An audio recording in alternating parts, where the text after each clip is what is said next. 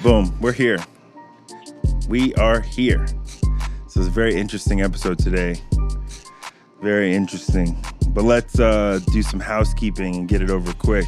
If you're just listening, hit subscribe, rate, and share the podcast. Comment. We want to hear your positive thoughts. We want to connect with you. That's what we're doing here is we're connecting. If you just listen, you can also watch on Big Moo TV. Hearts Over Everything has a YouTube channel, Big Moo TV. You'll find all of our content. Shout out to Third Eye Collection and all the black and brown apparel companies support black business.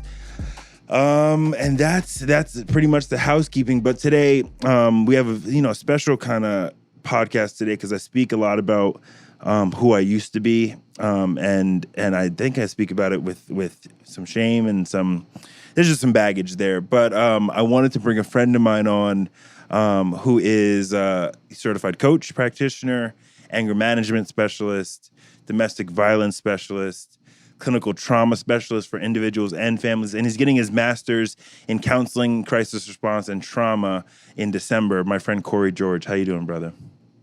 I am wonderful, thank you. But despite everything going on, I'm wonderful. Thank you. I wanted you to kind of break down some stuff. And I do, you mentioned a PSA. You asked me to do a PSA last week. And I was very uncomfortable doing it because of my past. I didn't want to be a poser or now that I'm living this squeaky clean life, I didn't want to mush down my past. I just had a lot of baggage around it. And you could sense that when we talked about it. So I thought it would be valuable for us to bring you on the podcast and to kind of take the opportunity to break some of this stuff down. And we'll get into what this stuff is. But I want to heal out loud. I want to let people know, look, there's black people healing. We're getting better. You make mistakes in the past, you get better. So I'll let you take the floor. But that's what setting the intention. That's what I want to do here. Well, awesome. Well, first of all, thank you for being brave enough to keep telling your story. And it's always interesting when we tell the pieces, but we never put the whole puzzle together. And once a person walks you through the whole puzzle, you understand that exactly what they're doing now is exactly what their life set them up to be. Because oftentimes, for example, in your position, we think that someone had to go to school for that. They had to learn this. But what if the best learning ground was your life? Yeah. What if life and all of its twists and turns was perfectly planned to introduce you to a higher calling?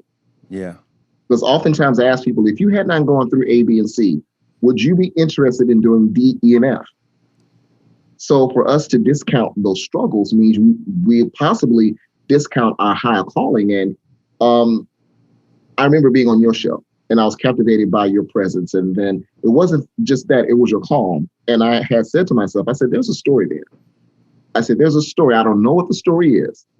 And then it was when I asked you to be a part of my domestic violence towards men, the program that I had in my spirit. So when I visualized the project, I saw you and a few other people, and you were the only one that said no. And I said, damn it, no one says no to me. No. Yeah. But I said, and then you sent a text, and I said, I need to unravel this text. Then I called you, and then I understood what it was. And I said, well, perhaps these projects you're doing is redemption. That's the cost you pay for healing, is that some people will always hold you to a memory that they want to hold you at. As I told you, but you may have hurt people 20 years ago. If that's the last memory that they have of you, even if there's proof that you've done well, if it serves their comfort to keep you there, that's not your problem. Yeah. Your problem is to be the best. Yeah. So your problem and your solution are the same thing. It's to be the best and to show through action, because that's what you're doing. You're showing through pure action. It's not through education. It's not through writing. And, you're showing through action. You are modeling exactly what people should see of you. And that's the authenticity. But then I said, there's a story there. And then when you started to give me the pieces, I said, oh, okay. Yeah. I said, this is the stuff that these things should be for. Yeah. Oftentimes we look at black men and we see just a black man, and he's usually not as proactive in his feelings. He's usually responding to stimuli that he can't control, such as social injustice, such as his past, if it's overwhelming. But then there are some like you who have poise, Thank you. and that poise didn't come from waking up one day. That poise came from logical decisions that you had to make, and that was despite what you were dealing with. Yeah. So what I felt was important was I wanted to walk through your story because also those who are watching, this is my first time hearing the whole story. So you guys are hearing exactly what I hope to hear. It's just not in a phone call. Yeah. It's a video call. Yeah. And also before I start, I want to dedicate this show to my beautiful daughter Jade, and to all the courageous people who just don't know how courageous they are yet. And hopefully, this walkthrough, mixed with some psycho education, will inspire you to make some new decisions. That's all we ask of you towards your healing process. Really, is just making a new decision for a new outcome. Because sometimes we see this healing process as a weighted process that has to be medical, that has to be heavy. Sometimes it's just doing one thing different and understanding that there's a possibility of a different outcome.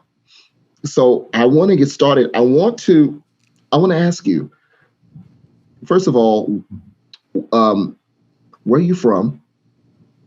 And if you were to tell me about your upbringing in 3 or 4 lines, what would that be? So I'm from Queens, New York. I was born and raised in New York City. And in 3 lines: abundant, loving, supportive. I believe that that's how I remember it. My childhood, I don't, it's interesting. Any of the problems that I did have, I didn't make sense to me until I was an adult. But if you ask me, when I first got sober, I thought my upbringing was great. It was Mhm. supportive and abundant. We had every big Christmases, and it was carrying a lot of love. My mom loved us so much. But in abundance can also be something else as well. So you mentioned that if I ask you back then, you thought that your childhood was wonderful. Would there be a different answer now? Yeah, I'm just more. There's been a maturation of my just how I viewed, because I understand the family structures, and I understand that we damage our children whether we want to or not. And my mom was codependent, and I was hyperactive, and there was signs of mental illness early in my life, and my dad worked too much and was kind of absent providing, and that's what in the 90s, that's what it was. People did, right? It was like, you don't have to really be around, just work and just pay the bills, and he did that, and that was what his father did, and he did that well. He provided for us, and we had everything that we needed. But there was an absence there that I felt, that I looked back at, that I missed my dad, and my mom, over, not even overbearing, but caring for me, and then me having, you know, clear signs of emotional and mental struggles, and down regulation. I just had a hard time managing, even as young as I can remember. So I heard a few things. So I heard that your father modeled this behavior that perhaps you thought men do. They provide, they work hard, and the intention was well. Yeah, So I want to make sure that we understand that although right now we see in society that it may not have been the best way, but the intention was well suited. Meaning my job is to go out and provide at all costs. Even if they meant I'm absent, my son or daughter knows that they have school clothes, that they're fed, they have a roof, and so for you, that was the model of manhood you saw. yeah. You said that your mother was loving and overbearing. Not You know, over, it, not overbearing. but That's not the well, word I would use. well, let's use a different word. What would a better word be? Overcompensating? She was concerned. She has always been concerned, and now the same way my son is kind of hyperactive, has a Mhm. hard time down regulating. And if I was my mom, I'd be concerned too. Like I was concerned for my son 6 months ago, before he started to kind of grow out of really intense his intensity. He's still very intense, but he's calming down a little bit. So for my mom, she was concerned, and she showed me a lot of love, more attention than she showed my siblings. I realized I took a lot of attention from my siblings because I needed something. I was Yeah. struggling. And so when you say struggling, how did that affect you socially, in school, with your siblings? And I say this because both of my kids have ADHD Mm-hmm. on different realms. The way that they interact changes throughout the years Yeah. because they're growing, they're going through their changes in their body as teenagers, but their interaction is different, each time. Yeah. Because one year one may feel like I'm giving more attention, but that because your needs are heavier, and then the next year it changes. So how did, when you're looking back at it now, how did that affect you socially and also with your family? So I've always had a hard time socially, and I still do.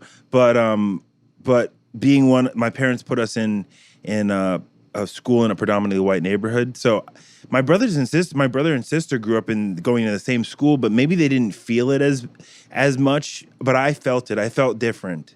I felt different being ethnically. Obviously, everybody's white and Asian except me. I'm like, oh Mm-hmm. shit. And if there was other black kids, it was very few of us. So there was already that, and then I had a hard time with friendships because I was impulsive, and then a hard time with my siblings because, again, I sucked a lot of energy. And as I've gotten older and my mental illness began to creep more and to exacerbate, my relationships with my siblings became more and more estranged as my mind deteriorated as I got older. Because it by 10, 11, 12, 13 and up, it just got worse and worse and worse. So I don't really remember a lot of my childhood because of other trauma that I blocked out. But I know that socially I struggled and I was uncomfortable. And I know that I pushed my siblings further and further away, from a young age. And now we're just trying to rebuild relationships now. And did you feel different? So did you feel alienated from people? So like, were you feeling like the island within a continent? Well, and yes, I still feel like that. But I know why. There was this guy in this summer camp around when I was between 6 to 10 years old Mm-hmm. who would sit me on his lap and whisper things in my ear, and there's things that I don't remember, and tell me all kinds of crazy sexual things as a little kid. And later, as I got older, he would send me porn and talk to me about masturbation. This guy was older than my brother. My brother's 5 years older than me. So he just introduced this concept. He told me, he was like, "You're gay. You don't know this yet." As a little tiny kid, he was like, "You're gay. You don't know it yet, but you like boys." And told me that. And so, I've always been attracted to women as long as I can remember. So that already, now in retrospect, I was like, oh, that's why I already felt different. Because I had someone was telling me a story in my mind, and then that goes on top of having hard time down regulating and feeling, out of place in my family. And then that goes being ethnically different than my peers. And that exacerbated as I got older. So was that the trauma that you're speaking of specifically, or is it something else? That's the trauma that this year I've been unearthing and kind of making amends with, making peace with. And I can totally understand that because your mind is pliable at that age. So whatever you're learning or whatever someone is telling you at that age, and 5 years older, well, but you said he was older than your brother. Yeah. So, and he might have been 16. He might have been 16 or 20, or I don't know. I can't remember. So I tell people that when I was dealing with my experiences as a child being raped by different relatives, they were all older. So to me, they were bigger. At 6 years old, everybody's bigger than you. Yeah. Now looking back, they were not that much older, but from a 6-year-old point of view, I was overpowered. And those experiences changed my perception of myself, changed my perception of who I thought I was in the world. Unfortunately, that was a form of abuse for you too. And I can understand totally how that can massage your mind into believing something that they wanted you to believe on top of every other thing that you're trying to cope with. And it further alienated you from yourself first. Yeah. Because it created a false story. That's why it's very careful when we're talking with people to not leave the story. Because even at an older age, if you're a client of mine and I tell you certain things so often, it can create a new story. So unfortunately, You were raising yourself with the false story that added to your whole breakdown. Yeah, and in retrospect now, and I've always been kind of I've had effeminate tendencies always, and I still do. I still have like a little sass in the way that I talk. And I'm at this point I'm 30. It's fine. Like I'm completely fine with it, secure with that. But kids made fun of me for this my entire life as well. So I realize now after doing a lot of work in essay and different sex 12 step, like I was proving something to myself with my promiscuity. Like I was like, no, I am not. Like there was like Absolutely. this hyper masculinity because this guy stole any masculinity that I was gonna have. So I had to like over compensate for it as a young person. And that lasted well into my 20s. And also because you are already questioning yourself. So now when others question, it almost makes you believe that the questions you have for yourself are true. Yeah. Like, Exactly. It yeah. was it was So, really an existential crisis for yeah. even when I first got sober, I this first popped up for me when I was 24. And I told my therapist this, and my therapist was like, Eric, do not do anything stupid, because a lot of guys get sober and they'll experiment sexually with other with men. And he was like, I was not thinking about doing that, but he was like, Eric, what this guy said to you is not true. He's like, I fucking know you. He's like, I know you. Do not do any of that. Like, it haunted me. I questioned it, this story that was told, until I was in my early 20s. It really fucked with me in my early 20s. And it's almost, and I never use this word, but it's almost like a negative affirmation, meaning um, the person who told you this was, they were making a story. And I can almost guarantee if I can pull back his lens, someone told him the same thing, because you're not 16. That it's hard for me to imagine a 16-year-old knowing well enough to feed a child a story Yeah. like that. It's hard for me. So that's why when I told you the most important parts of the work I do is the backstory.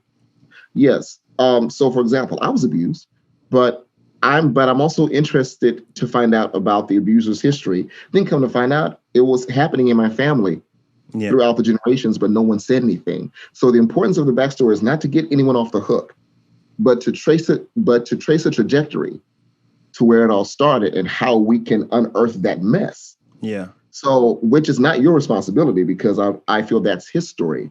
But going back to what he told you, you had doubts, and then the teasing Yeah. made it it almost made it worse. an affirmation that you are, if you're questioning yourself and someone has the same question, well, it must be true. Yeah. And especially if you have a belief that being gay is wrong or being gay goes against what you feel, And in the you're time going to in the work zeitgeist extra then, hard. in the Yeah, and you're zeitgeist going to then, it work was extra hard. wrong. Yeah. Yeah.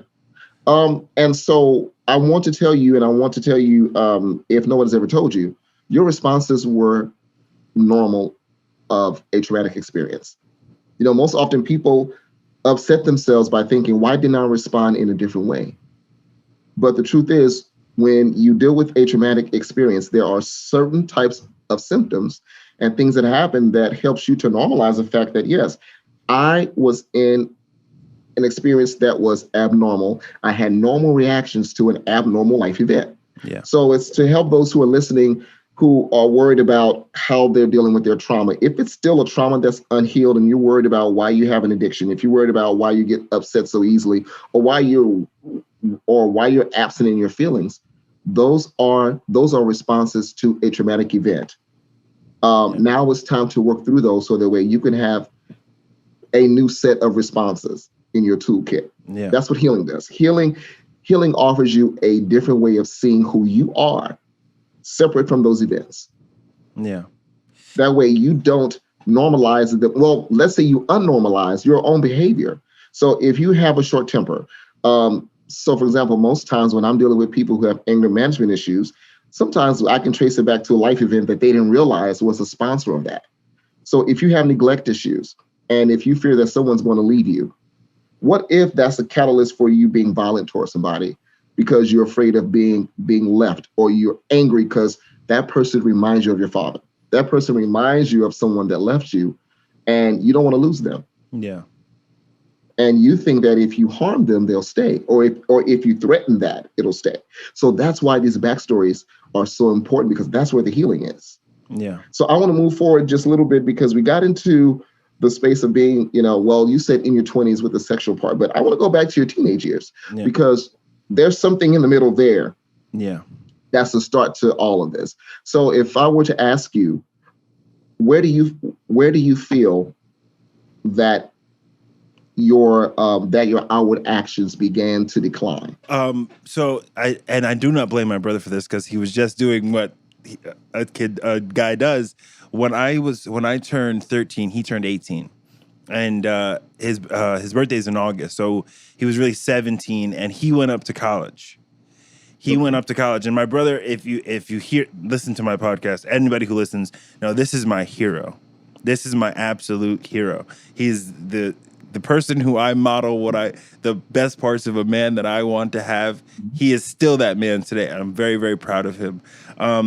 But he went away to college, and I already felt different. And I intentionally, as a kid, he was my rival. I wanted to do the opposite of him. I want to do the opposite. And so he went away to college and was like, he's the all-American guy. And he is. He's like, mixed, martial artist, gold medalist, great student, works hard, modest, stoic. And I was just emotionally, volatile and all that. So when he went away to college, I wanted to do the opposite of what he was doing. I wanted to make my own lane.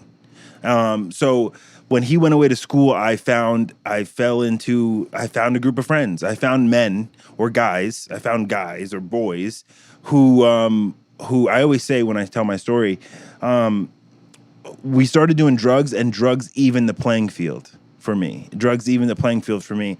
Everybody was fucking their life up now. So even though we were all little misfits. I always hung out with them. We were skateboarding around town, and we were, drinking and in the park and smoking blunts, and I fell in with these kids, and a lot of trauma came with hanging out with these kids, and I inflicted tons of trauma on them. But that was the catalyst, was my brother leaving for school, and me falling into the misfit groups of kids. Well, what's interesting is you say misfits, but at the time, they felt like people who could relate to you because you felt like a misfit before you joined, right? Exactly. And And my friends are still like that today. My friends are still like a ragtag group of people, like loners yeah, who. and so that's why it is so important for us to evaluate how we view ourselves against the world. So oppositely for me, when I was going through, I didn't feel like I compared to men because I was abused by men. I felt raggedy. I didn't feel clean. I didn't participate in group sports with men. I didn't trust them. I was frightened of them. I leaned towards more the female side of my family, which would explain some of my characteristics because that's all I was safe with. Mm-hmm. And it also impaired my relationships with my dad, who wasn't really there anyway. So it just made it worse because I feel like I was unprotected. So I feel protected by women. So it was very easy for me to glean towards my grandmother, my aunts, uncles, and cousins, and not so much. But me feeling like a misfit made me feel like I did not belong to be with any group of people.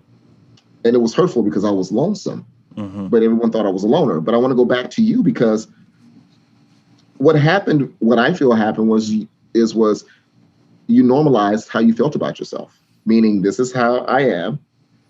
And these people have something wrong. And I know you can understand this when I say this because I was raised by someone who I love dearly who became a crack addict. All of a sudden, all of her friends were crack addicts, meaning her friends went from friends that she worked with or friends from church to we all doing the same thing. So who gonna check me? Yeah, exactly. Yeah. They did check me because they are normies, as I would say. The group of kids I hung out with, they are doctors and attorneys now, and like money managers and things like that. They didn't go down the darkness. They didn't have the 10% gene. They didn't have the obsession of the mind and the allergy of when they put liquor in their body. They were able to stop. I wasn't able to stop. So I even outgrew them, or they outgrew me. And progressively through my teens, I explored my drug use and fell into the deeper and darker, seedy parts of drug use in my teens. But But yeah, but they were the introduction to me of like, oh, I can feel, at least for a minute, at least while I'm drunk, at least while I'm high, I can feel okay for a minute, you know. Well, let's be real, because there's for some children, teens I have too, there is a rebellion period where they're testing the boundaries, where they're trying to fit in. Some of us, we get over that because we just go a different route. There are some that stay there because they've normalized it. It feels good in this moment, not thinking of the consequences, not thinking of 2 years from now. We're thinking, what are we doing next weekend? So where are we hanging out, and what are you drinking? Is it Mad Dog? Is it vodka? What? But because you said you kept going, when you kept going, looking back now, what do you feel that you were satisfying, or that you were quenching, or you were nurturing at that time? Discontentment, just discontentment from, and looking back now, from what that guy, the conditioning that man and put me through, and that trauma that he put me through, the racial trauma. Those friends that I hung out with were white people, and every joke was about me being black. Every joke was the N-word. Every I was the butt of every joke. So there was this immense loneliness and discontentment, hating being black, hating who I was. Just there was a multifaceted component. Yeah. There was multiple components, but it was a general discontentment and extreme loneliness. And I felt that extreme. I still sometimes feel that extreme loneliness, except when I'm with my family that I've created, my partner and my children. They have taken that, and that's the beauty of that. You create the home that you wanted, and I have that with my family. But there was an immense loneliness that, and I talked about on the podcast that dropped earlier this week. When we would smoke blunts and like go for a ride, I was connected. When we would all get coke together and do coke, and even if it was gross and fucking raunchy, we would be doing coke and I was together. And on ecstasy, we would party all night together, and subsequently shooting heroin with people. We would go on little treks and we would get our heroin and we'd shoot up. And even though we were incoherent, we were together. So much of my drug use was just trying to feel connected with people, and to ease that discomfort that I had so deep down in me, and it's still there. That discomfort I still have a hard time. I'm still a wallflower. I still can't dance. I still feel like an alien. I still feel like people are looking at me and judging me. I still feel that. I don't know if that'll ever go. Well, yeah. And so here's the thing. A lot of what we feel won't be. So I have this theory in my book, and this is what I've always said. Sometimes we're looking so hard to solve things, and sometimes the solving is not to erase it, but to manage it. So what you're doing now is you're managing those reactions. And part of it is, maybe I don't put myself in the position to have to manage those reactions. So if you feel like you're a wallflower, you're not going to put yourself in a position to be a wallflower often. You will take risks to hang out and to be social. But once you feel that pumpkin, once you feel the carriage turning back into a pumpkin, it's time to go. Yeah. I'm the exact same way. I tell people I have a clock.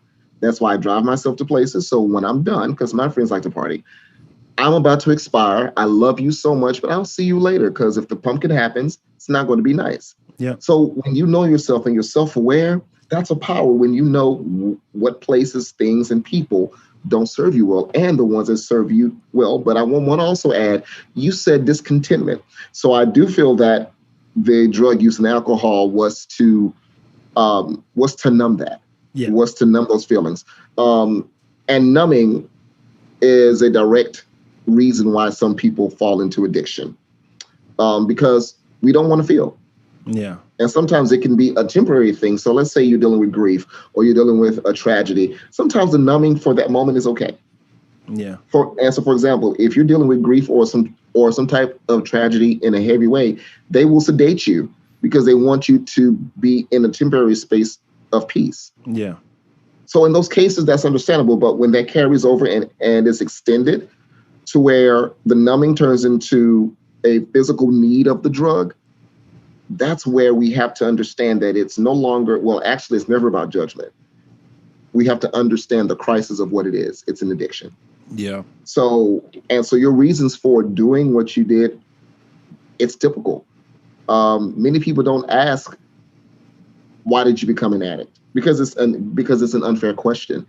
Your goal was not to be a drug addict, right? Yeah. Well, I always tell Goal people was that was never to be an alcoholic. yeah. Your goal was to numb. Your goal was to feel like you were part of a group. So whatever that group was doing, and you felt like you can be a part of that, because I dealt with this mental illness. I didn't feel like I didn't feel like a thriving member of any group. I dealt with my sexuality. I questioned me so much that whomever was willing to accept me, Exactly. I was willing to do that at all costs. And that led to my sex addiction as well. That was not led to my sex addiction, but it fed my sex addiction.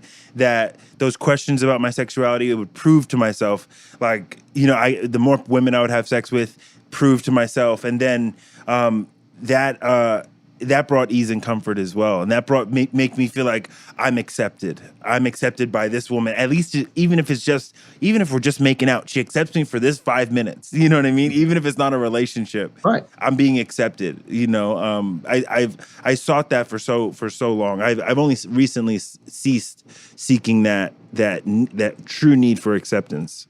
Well, and you said something very interesting and very powerful, is that what I was going to piggyback on is you felt accepted for whatever time span that was, whether it was until you ejaculated, wiped up, and left, or maybe the next morning. But when it went down, you were still returning back to the thoughts of yourself, back to the negative cognition of who you were. And once that need arose and you couldn't handle that stress, your coping skill was sex. Yeah. That was a coping skill, or the weed, or the alcohol, or the heroin. Yeah. So this is about coping skills. This is about not having the tool set. The average person doesn't have a tool set.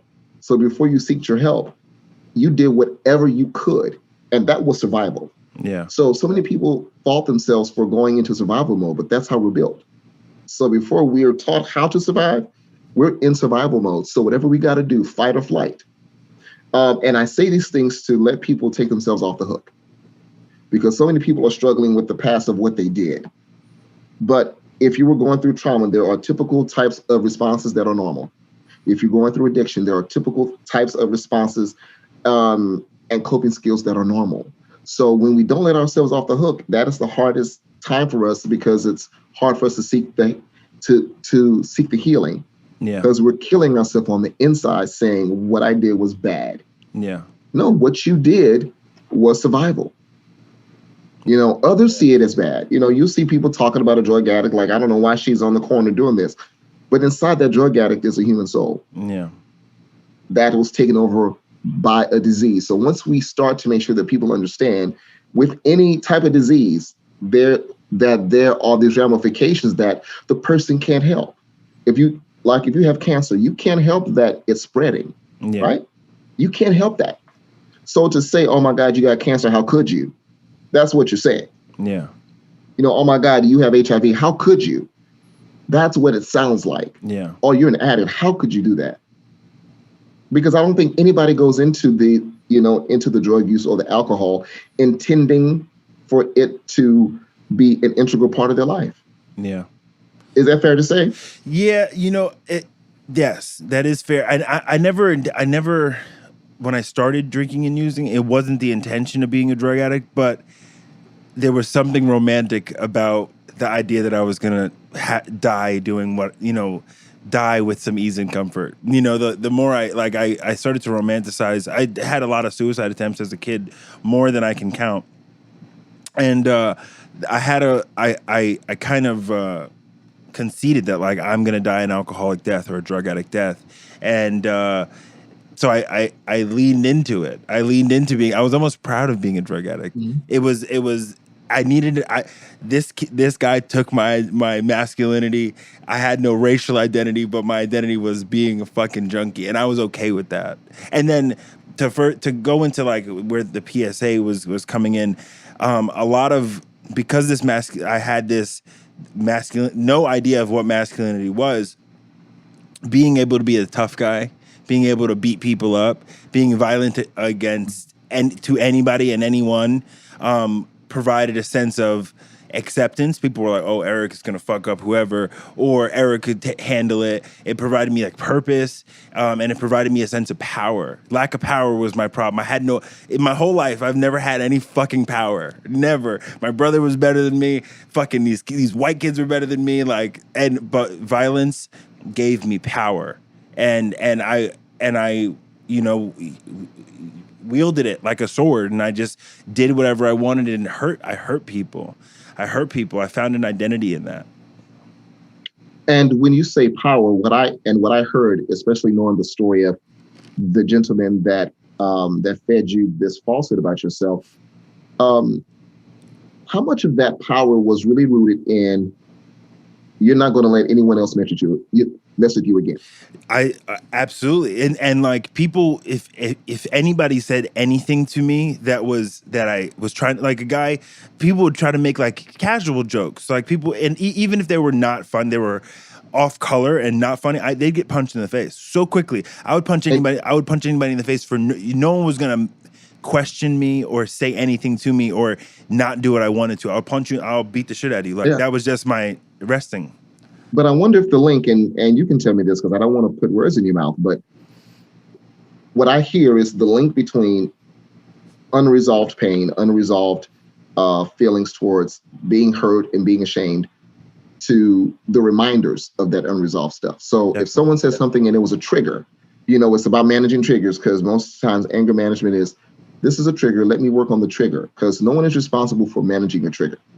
But what I do hear is that because that was unresolved, anything that sounded remotely like that, it triggered the feelings then that you cannot defend yourself, but now I can. Now I can. Let me show you what I can do now, because I'm not going to let you make me feel that way.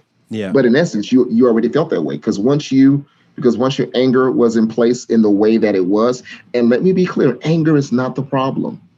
Anger is a naturally occurring human emotion. Oftentimes we run from an emotion, but not realize it's not the emotion, it's the response to our emotions. There are times when I'm angry and I bite my lip and I go downstairs in my basement. Yeah. Because I know if I go a certain way, the outcome is not what I choose. Yeah. Or when I'm angry, how does that anger motivate me? Maybe the anger motivates me to be assertive instead of aggressive. Yeah. But until I knew that, until I could solve why I get so angry and my response is a negative one, I can never get there. Yeah. So it sounds like for you at some point you understood it's not about the anger. That's a naturally occurring emotion, because you still get angry, right? Yeah. There's things that piss you off, but now it's like, oh, but what is my response to that? What is that telling me? It's because sometimes our anger is telling us things that we have to heal. Yeah. The anger or sadness is saying, should that hurt me as much as it does? Yes, it may hurt the average person, but should that be the response? Yeah. And that's why if anyone's listening, when you have what you feel is an illogical or irrational emotional response to something, listen to that. That's your body telling you it's time to walk through that pain, because if you don't, you'll have a more negative outcome as it goes on. Yeah. And then we tend to blame other people when it's not them, because humans will, I love my spouse, I love my kids, but damn if someone doesn't upset me. Yeah. But I don't hit them. Yeah. There were times where I may have been verbally abusive, because abuse looks different for everybody. Yeah. I know you told me that it was a physical nature, but abuse can be verbal. It can be financial, where you want to have control over everything. It could be sexual. It could be so many ways, but abuse is abuse. Yeah. And the question becomes, why do I have to be that way? Yeah. So I want to ask you, in terms of your anger and your violence and all of this stuff, in those moments during those years, did you see a future for yourself? And I ask this only because sometimes when people are in that state of mind, their future is bleak. Someone told me, well, I don't see myself living past the next 5 years. So in their mind, why don't I just have fun, or why don't I just F it up? It was 85% of me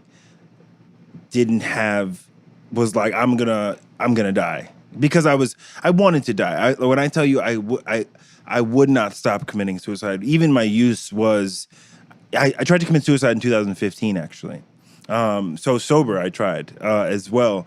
And if you asked me 4 years ago when I was at outpatient at Sharp Mesa Vista, and I did their cognitive behavioral therapy program, which changed my life, I would tell my therapist, I'm going to kill myself one day. It's going to get me one day. Like, I'm going to live a short life. Even 3 years ago, I thought that. But there was 85% of me, even until 3 years ago, 85% of me thought was not going to live a very long life. But then there was always this smaller percentage of me that knew that I had promise in my life, that knew that I had so much potential, knew that I was smart, knew that I was outgoing. That's what propels me today. Now there's that 75% of this belief in myself. That's why I do this podcast. It's like you need a belief in yourself to do a podcast and to do the things that I do and to be a coach and you need to really believe in yourself. But there was a small percentage of me that was like, I'm gonna get out. I knew I was gonna get sober. So when I finally was presented with the opportunity to get sober, it was like I just walked in it. When I was 23 and I went to rehab, I was like, okay, boo, boo, boo, I'm sober now. This is that little percentage. It happened. There was that hope that my life would be better. But if you ask me generally, I was hoping I would die. I was a hope to die drug addict. Well, there was pain, there was sorrow. There was sorrow for the person you thought that you would become. There was I feel there was a sorrow for who you didn't know you were. Yeah. But it's the 15% that let you stay alive. It was the 15% that said, not yet, not yet. That the 85% was driving the habits. It was driving, the addiction. The 15% was, wait a minute, let me not go too far. Yeah. Let me stay on the cusp. And people assume that when a person can rationally say, I am going to die, that's not a problem. It is.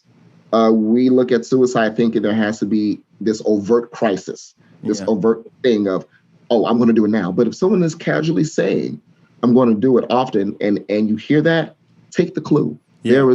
There is a crisis. It's just been brewing slowly. Yeah. So thankfully, the universe has you here with us because I was meant to be. I really feel like that. I really feel, it really propels me. I really feel like I'm meant to be here because being alive is.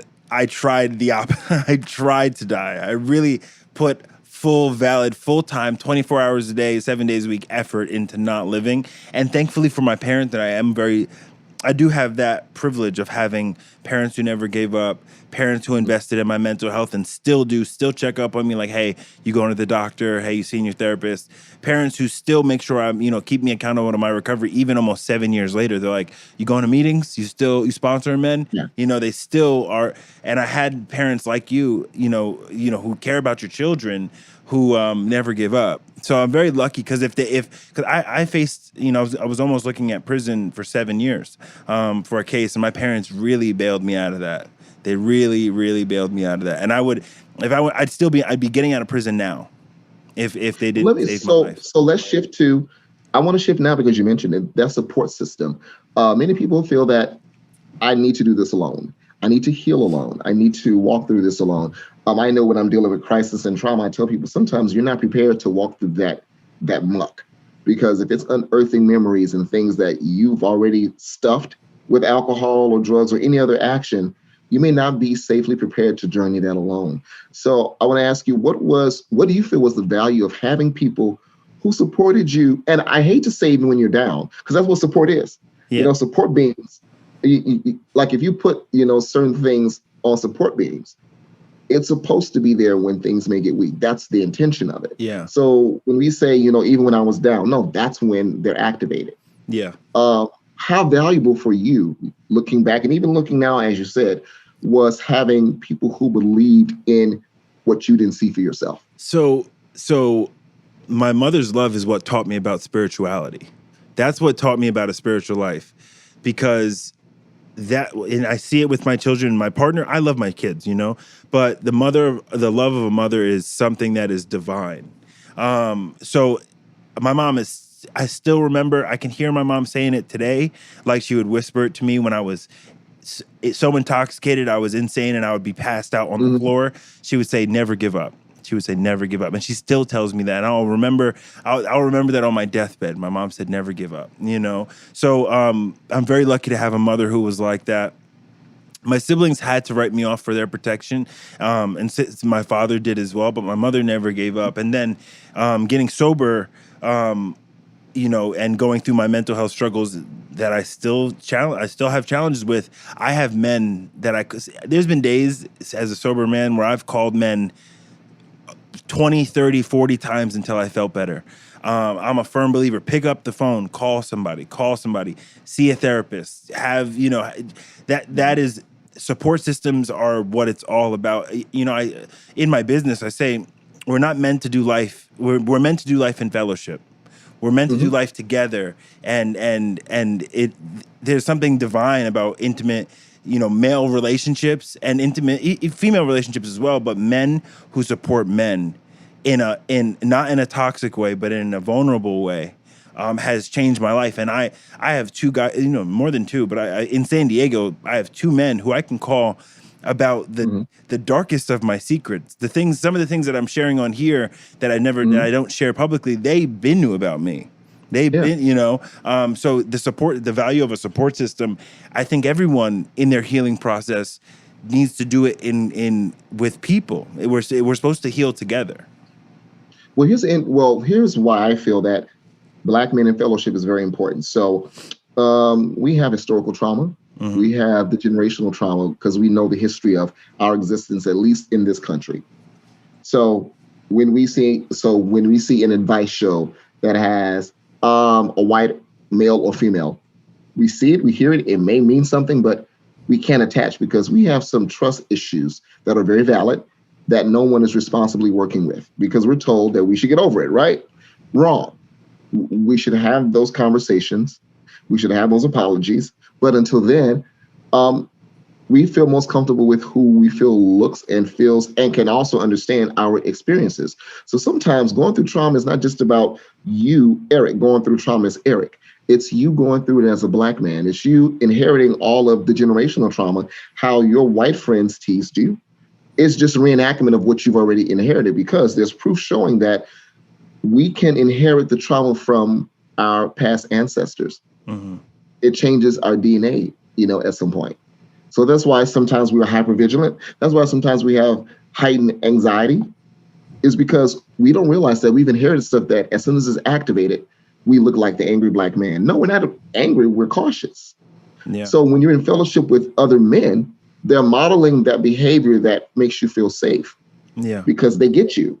They understand you. Even if it's with a woman, I can understand in your marriage where you feel close, but there's nothing like the unity between two Black men Yeah. because there's certain things you may not know how to express to your wife until that other Black man tells you, hey, bro, when you go back to her, listen this way or Yeah. say it this way. Yeah. So you see what I'm saying? It's like there is a reason why it feels comfortable for you and for all of us, to have that connection that sometimes we can't explain, but it is quite explainable. And it's very valuable because there's research showing that people who have great social connections, they have a decreased occurrence of mental illnesses such as depression and anxiety because they have a support system that they can lean on right away. Yeah. Yeah. It's when you're isolated and you're lonely where those thoughts fester and recycle, then it becomes a hazard Yeah. because no one is helping you bail yourself out. Yeah, that's what I hope with my podcast is the larger dream is that even having me and Jay Harris and then you and I and Michael Flicks and I want to normalize these conversations because I still there's since I moved to San Diego have I been able to have intimate conversations with other Black men. I think what we're doing right now is so unlike us, but there's a culture, especially in San Diego. We're so lucky. I'm so lucky to live here.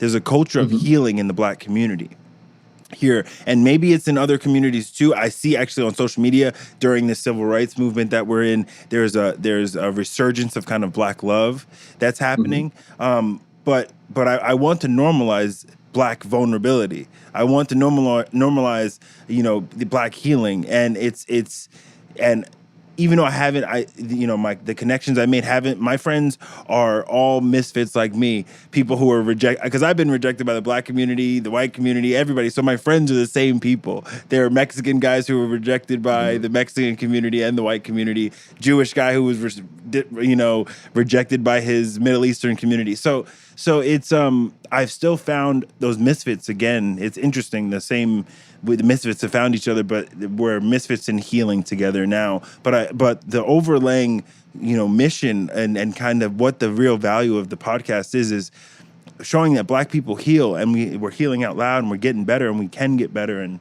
it's cool to get better. It's cool to be healthy and black. It's cool, it's tight. Well, can we talk about vulnerability? Because that's a word that is very, very ashy. And I say because it needs a little bit moisture, and like you see the color, but it's still it's murky. Our vulnerability has been beaten out of us. Yeah, we have to be honest and say it was beaten out of us. I don't know the mentality of how we were in our homeland. I don't, I can't talk about that, but I can talk about the moment we got on those boats. It was hell, and for those who survived, it was more hell. Yeah. Think about this: when you're on an auction block and you're a slave, and you just became a slave, you were free at home. Now you're property. That's trauma. Yeah. You don't know what being someone else's property is. Then you have a child, and so now someone sold your husband, and he's walking off. You don't know if you're going to see him again. Someone took 2 or 3 of your children out of your arm. Every piece of that family has been traumatized. You was a woman. You're by yourself. Look at the trauma that started as soon as we got on the boats. Yeah. That didn't stop anytime soon. Then, even when laws were passed, people found different ways of traumatizing us. Yeah. Let's be clear. The trauma only changed. It didn't stop.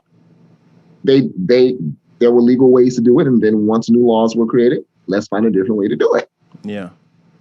And then without apologies, but then we make the reparations to other nations. Then we bail out other nations. Yeah. I'm like, why do they not understand that we're angry? Yeah. That our vulnerability has been beaten out of us? Why would I have to convince us to be vulnerable?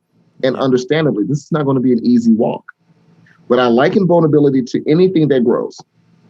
When you plant a seed, in order for that seed to grow, it has to break the shell. If a seed had feelings, it would be split open down the back. That would hurt. Yeah. But we know at some point it's necessary for that tree that we eat from, or from that tree that grows flowers that we put in our vases, and it makes life so beautiful. Beauty is not without pain. Yeah. Beauty is not without pain. So we have to ask ourselves, what's the bigger investment? A little bit of vulnerability or a lifetime of beauty? Yeah. There's a Bible verse that talks about if you give God your ashes, he'll give you beauty. Yeah. That's the scary part of, if I give you my pain, what will you give me? More pain or beauty? That's the scary decision that we make. So having examples, there will never be enough examples of turning ashes into beauty. That's why these podcasts like yours are important. I don't think that we could ever have enough of them. Yeah. One person doing it is not enough. We should, there should be a coalition. There should be a network of Black male podcasts, strictly Black male positively intended podcasts. Yeah. And I say that because as a speaker myself, I know I don't reach every audience. I know I don't reach every household. I know that the way I talk may jive with someone else, but may not jive with someone else. I may be, and this is crazy, but I may not be dark enough. Some people may have a complex, whereas I'm dark skinned. I've been battered my whole life. I've been made to feel a certain way. But this dark skinned person I see who's making it and who's telling his truth, I feel him. I can connect. He's a picture of where I want to be. So, and because we come in so many colors, sizes, shades, small lips, big lips, thick nose, small nose, muscular, skinny, we need all of us. Yeah, I agree. We need everyone. I'm only 5'7", so listen, I'm for the short crew. I'm the short bald crew now, but we need every variety, because every variety talks to every other variety of us. So that's why I always enjoy coming on podcasts like this, because my message can never be shared enough. But the gift that I give is being able to allow your story. Yeah. to be the catalyst to change. But I want to go back to you because I'm more interested in you.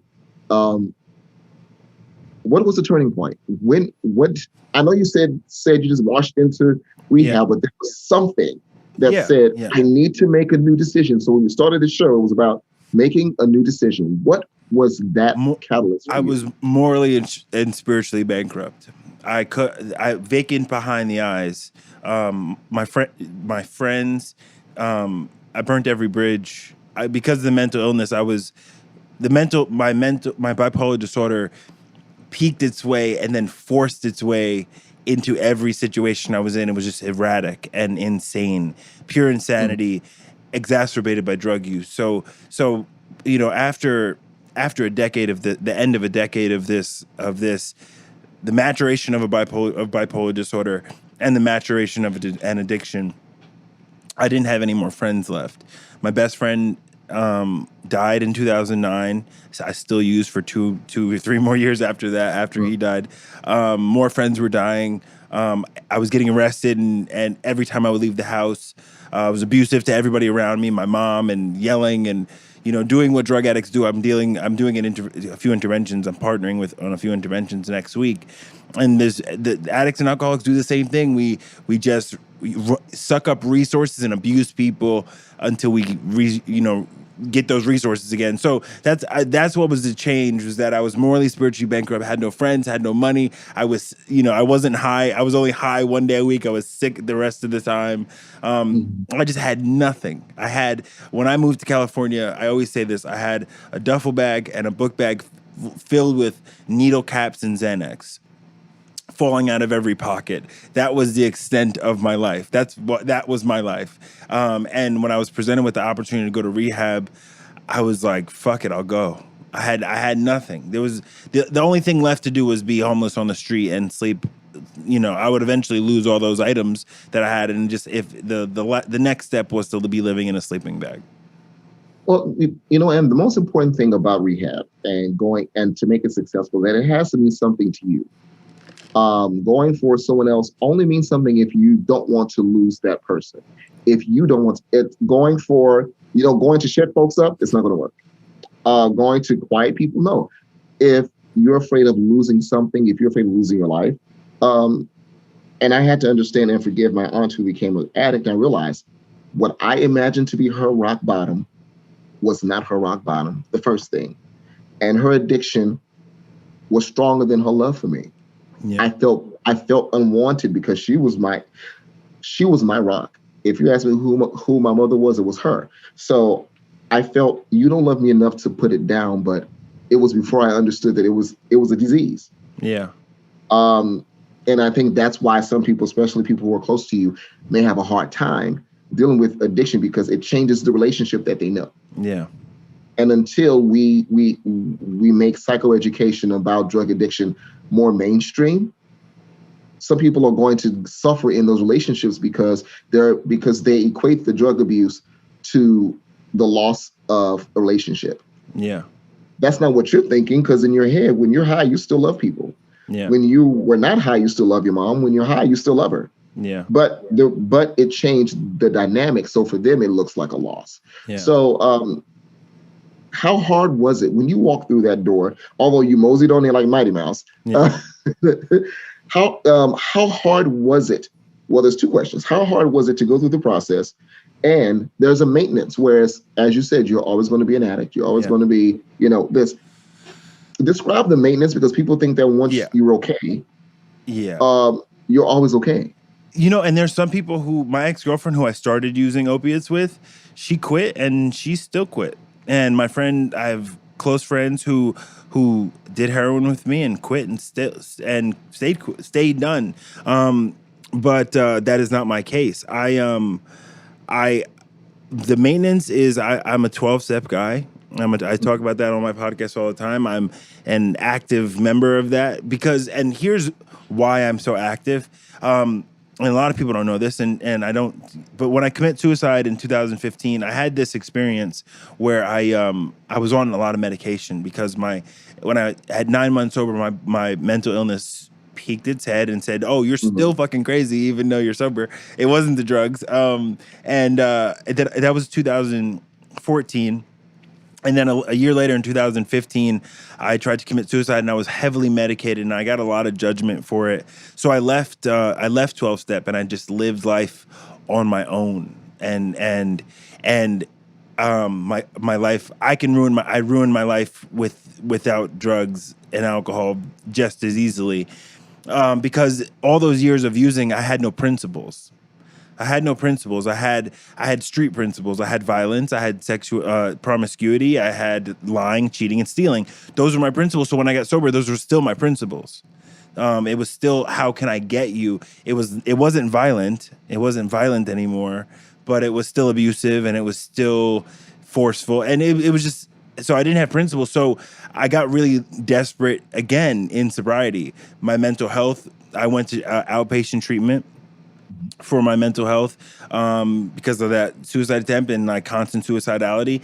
And then I went back to 12 step, and coupled with therapy, coupled with medication, and actively working 12 step, my life has grown to what it's grown into today. So that's why I maintain, and that's what my maintenance looks like. It's active therapy. I go to therapy. I go to couples therapy with my partner, even when things are good. Even though we're doing well, I still check in with the therapist. Is there anything on your mind?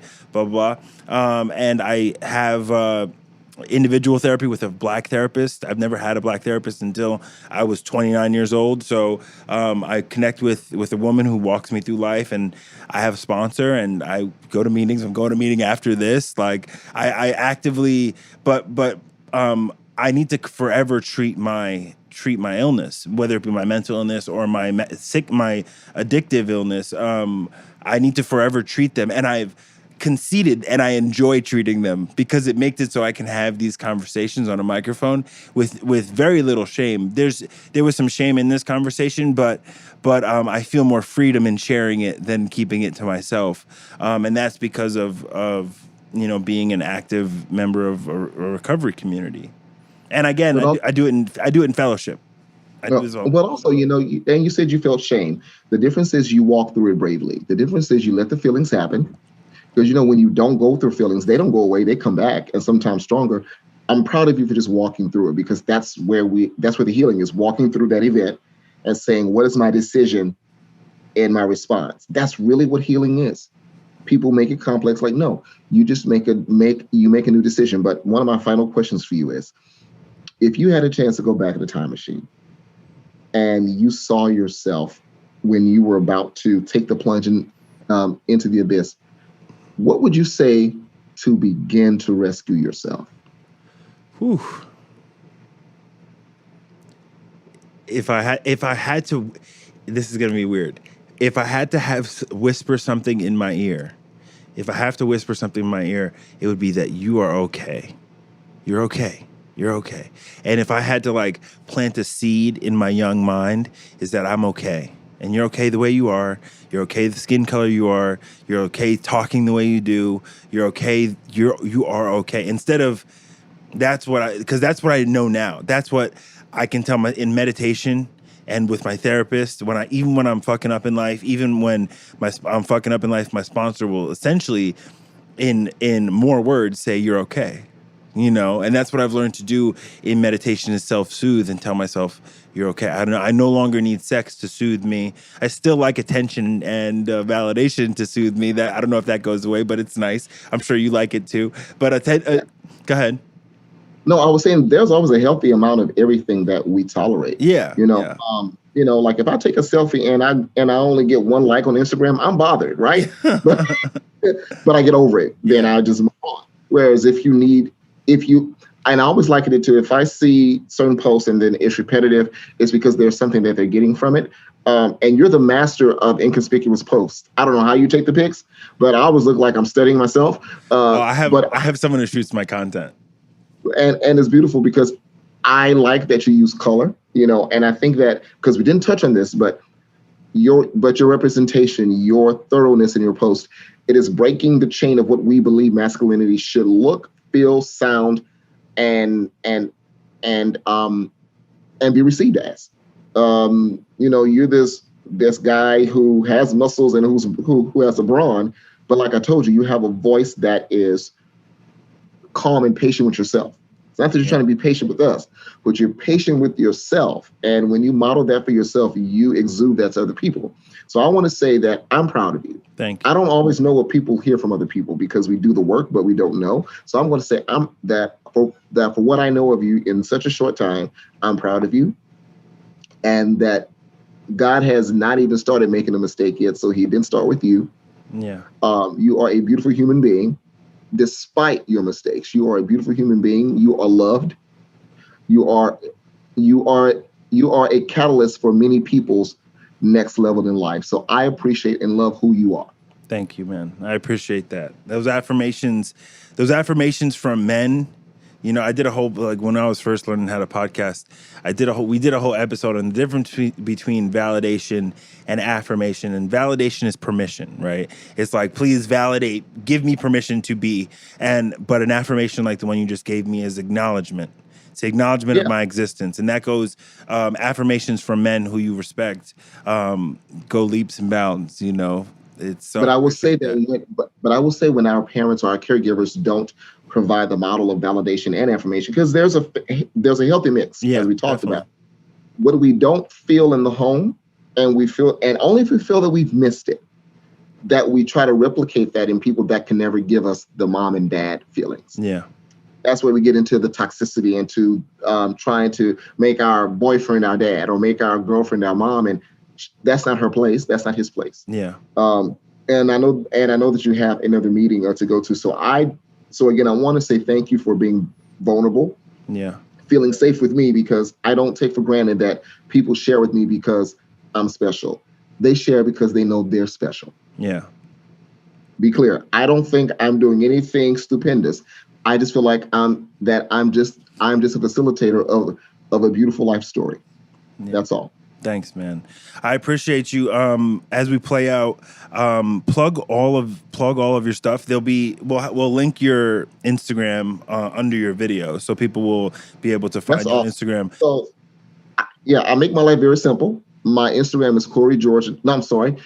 My Instagram is Cory George Cares, and Cory is spelled Cory. People want to add an E or all these things. Cory George Cares, because that's really my life story. I care. My website is CoryGeorge.com. You can find out about my background, about my services, and really about why I do what I do. We haven't gotten into my life story, and maybe that's another conversation. We'll do another one. But like yours, there's value in the pain if we make it so. That's really the only social media I go to, because I make my life simple. Gotcha. That's it. Awesome. Well, thank you so much, Cory. I appreciate you. And it's a pleasure. It's a pleasure to be open with you. Thank you. You are more than welcome, and you have a wonderful night and a wonderful week. Awesome. Thanks.